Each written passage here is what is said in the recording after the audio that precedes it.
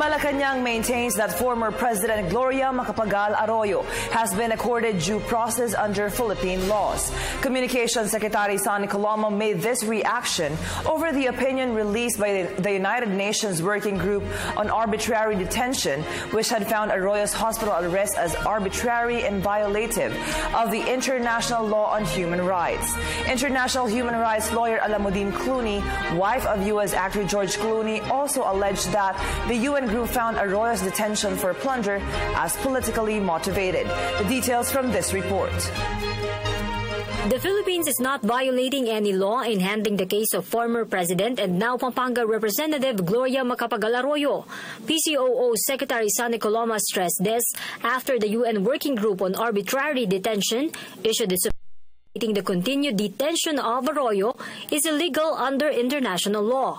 Tumatalima ang ating bansa sa International Convention on Civil and Political Rights at sa Universal Declaration of Human Rights at kinikilala natin ang ating mga obligasyon sa ilalim ng mga konbensyon at deklarasyong ito at tinitiyak ng pamahalaan na lahat ng mamamayan at individual ay binibigyan ng due process sa ilalim ng ating mga batas.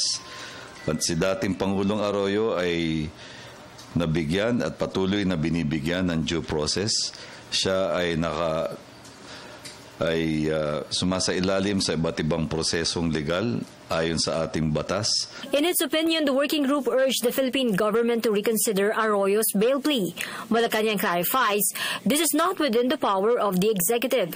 Secretary Coloma adds the Philippine government or any international body cannot or influence the course of an independent judicial proceeding. Yung tungkol sa hospital detention, yun ay nasa pagpapasya ng Sandigan Bayan. Yun ang batas, no, na kung iibahin ang lokasyon ng isang taong hinahawakan ng pamahalaan, iyon ay dapat pagpasyahan ng hukuman. Kaya Sandigan Bayan ang may jurisdiction. The official noted the opinion came from a working group and not the UN General Assembly nor the Security Council.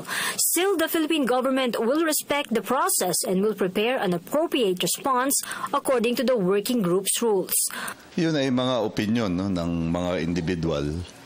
Ang mahalaga sa posisyon ng ating pamahalaan ay yung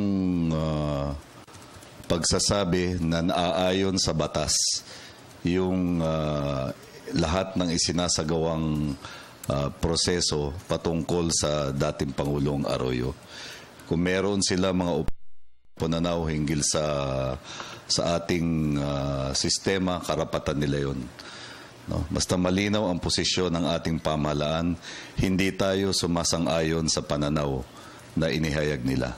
For the People's Television, Elena Luna.